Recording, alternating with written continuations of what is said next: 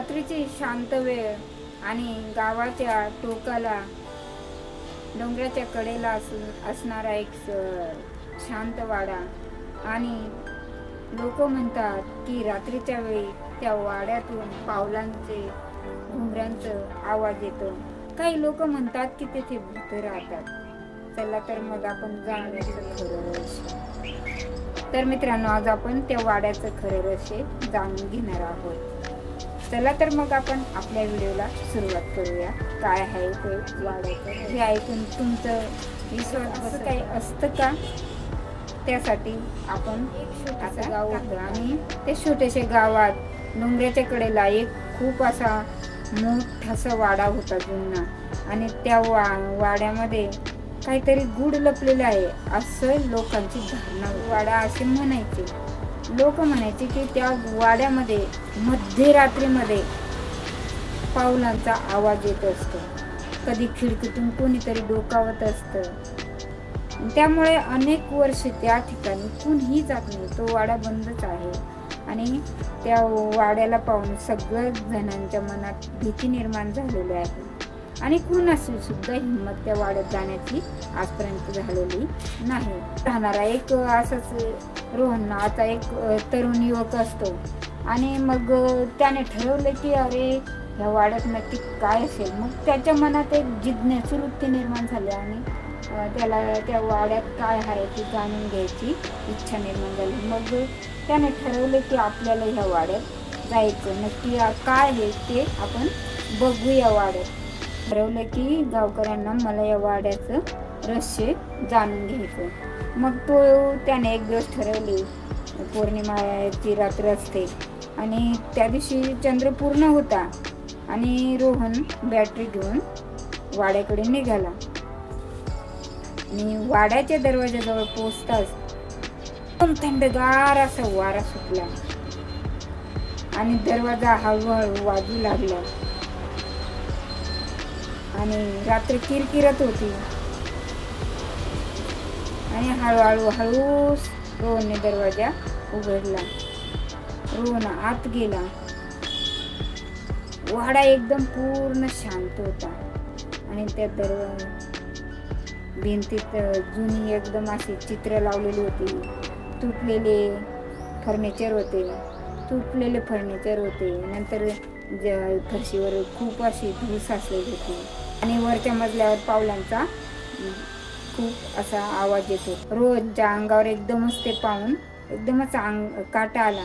पण त्याने धैर्याने हळूहळू जिना चढत वरच्या मजल्यावर गेला. आणि वर पोचल्यावर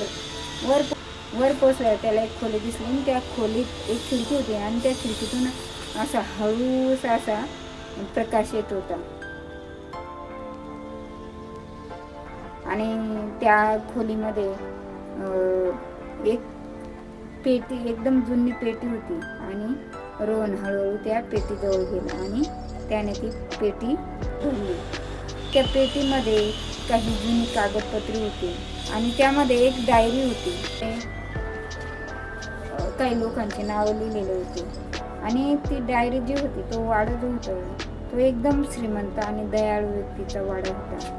आणि त्याच्या मृत्यूनंतर त्याला कोणी वारस नव्हता. आणि त्याने बऱ्याचशा लोकांना मदत केलेली होती आणि त्यांचे नावं त्या डायरीमध्ये. त्याच्या मृत्यूनंतर त्या वाड्यामध्ये कोणीही राहत नसल्यामुळे लोकांनी ती एक आपोआप फैलवली की हा भुताटकीचा वाडा आहे, येथे काहीतरी गूढ लपलेलं आहे.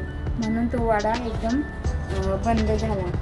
दुसरं रहस्य म्हणजे पावलांचा आवाज काय येत होता. तर वरती एक घुबड राहत होता आणि वटवाघूळ राहायचे. त्यामुळे त्यांच्या पावलांचा आवाज येत होता. त्यामुळे त्या वाड्यात असं गूढ असं काही नव्हतं.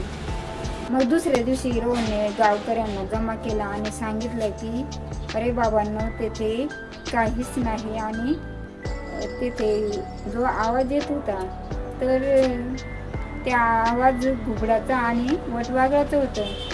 आणि तुम्ही उगीच अफवांवर विश्वास ठेवून तो वाडा तसाच तुम्ही पडीक ठेवला, तर हे चुकीचं आहे.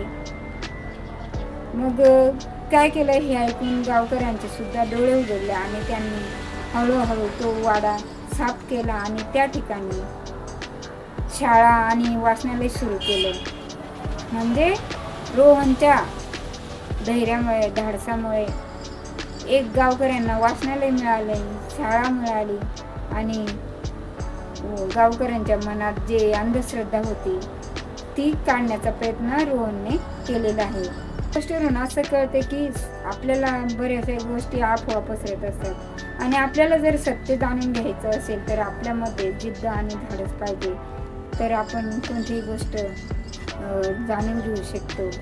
कोणतीही गोष्ट ऐकून लगेच विश्वास ठेवायचा नाही, आपण ते सत्य शोधण्याचा प्रयत्न करायचा. हेच या गोष्टीवरून आपल्याला समजते. तर मित्रांनो, तुम्हाला माझी आजची जी गुड कथा कशी वाटली ती मला कमेंटद्वारे कळवा आणि तुम्हाला असेच नवनवीन कथा ऐकायच्या असतील तर माझ्या चॅनलला फॉलो करा. पुन्हा भेटू पुढच्या व्हिडिओमध्ये. तोपर्यंत धन्यवाद.